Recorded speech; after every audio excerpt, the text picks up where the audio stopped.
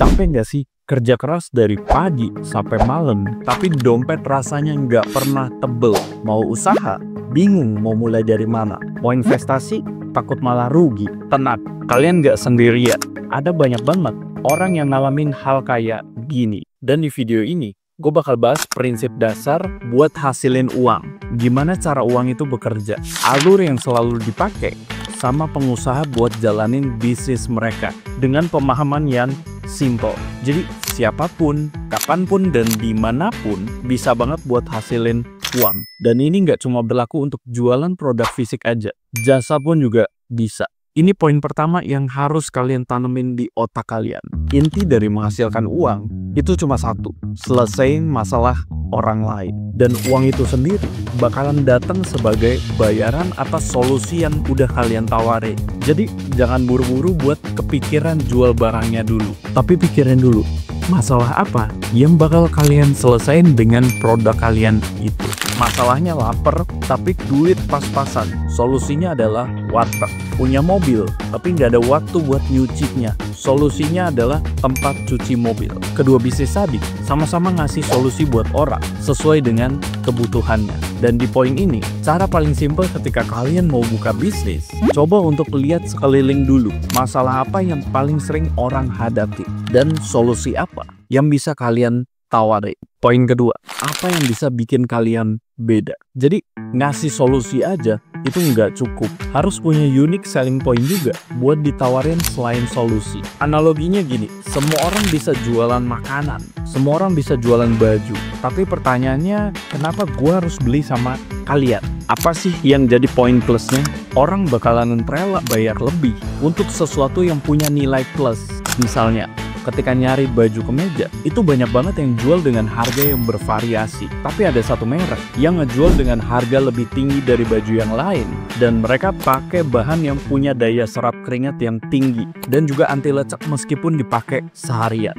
Nah ternyata, ini cocok buat gue yang sehari-hari kebanyakan ketemu klien. Bolak-balik di lapangan. Berkaca dari case tadi, coba untuk tanya ke diri kalian sendiri. Hal apa sih yang bikin produk atau jasa kalian lebih menarik? Poin ketiga, siapa yang butuh solusi kalian? Analoginya, kalian udah punya solusi, udah punya value, tapi apa yang terjadi kalau marketnya nggak tepat? Salah jual, ya nggak akan laku. Kayak jualan makanan sehat ke tukang bangunan yang notabene-nya mereka butuh makanan dalam porsi besar, kalori yang besar. Nah itu kan salah sasaran, bos. Di sini ada 3 unsur penting yang perlu kalian catat. Ada segmenting, siapa yang mungkin jadi calon pembeli. Dari segmen tadi, siapa yang potensinya paling gede buat beli. Yang ketiga, positioning, memposisikan produk kalian untuk target market yang sesuai. Gue kasih contoh yang paling gampang, skincare. Siapa sih yang mungkin jadi calon pembeli? Mungkin orang-orang di usia 20-40 tahun, perempuan, pekerja, atau mahasiswa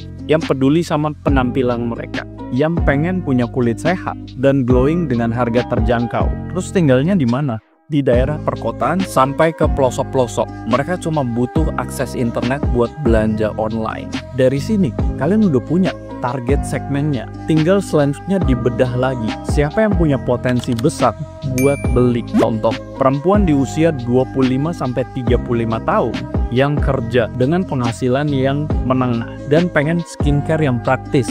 Targetnya udah dapet. Lalu kita cocokin positioningnya. Gimana cara produk kita buat sampai ke target itu? Mungkin kalian bisa nonjolin identitas produk kalian sebagai buatan lokal, affordable. Lalu kalian taruh di marketplace dengan promo-promo bundling, dengan packaging yang eye-catching, yang elegan buat difoto. Dan dari ketiga hal ini, kalian bisa benar-benar pahamin siapa sih yang masuk ke target market kalian. Kalian nggak bisa jualan ke semua orang. Jadi harus bisa fokus sama orang yang benar-benar butuh. Value dan solusi nggak akan bisa kelihatan kalau orang lain nggak tahu. Ya pemikirannya sama aja kayak buka warung di tengah hutan.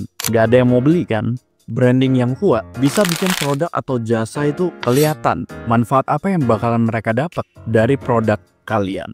Jadi bisa mulai dengan bangun personal branding atau bisnis branding yang organik, yang relate sama masalah yang dihadapi konsumen sehari-hari. Kalian bisa manfaatin sosial media atau konten marketing buat ningkatin exposure. Dan biar lebih gampang diingat juga, kalian bisa bikin logo, desain, atau tagline juga yang unik dan gampang diingat, yang bisa ngegambarin karakter dari bisnis yang dijalanin. Kalau contoh skincare tadi, solusi skincare lokal, natural, dan terjangkau. Itu udah jadi branding atau identitas di produk kalian. Dan poin terakhir adalah eksekusi. Dari ide ke tindakan nyata. Ide tanpa tindakan itu nggak akan jadi apa-apa. Jadi eksekusi adalah step terakhir yang mastiin semua konsep tadi bisa berjalan. Kalian bisa mulai dari tawarin solusi, fokus ke masalah orang-orang. Lalu yang kedua, kasih value yang bikin kalian beda. Yang ketiga, tentuin market kalian. Terus yang keempat, biar produk kalian lebih dikenal, orang-orang jadi lebih tahu, harus kasih branding dan exposure. Lalu yang kelima, ya pastinya tinggal eksekusi. Nah, dari sini gue ngajak kalian buat coba untuk mulai dulu. Terus pelajari dengan bantuan konsep yang udah kita bahas tadi. Pastinya bakalan banyak gagalnya. Tapi dari situ, kalian bakalan belajar dan nemuin pola yang tepat buat mulai menghasilkan pundi-pundi uang kalian. Oke, sekian video dari gue. Like kalau kalian suka sama video ini. Dislike aja kalau nggak suka. Gue Marcus Japari. Sampai ketemu di video selanjutnya.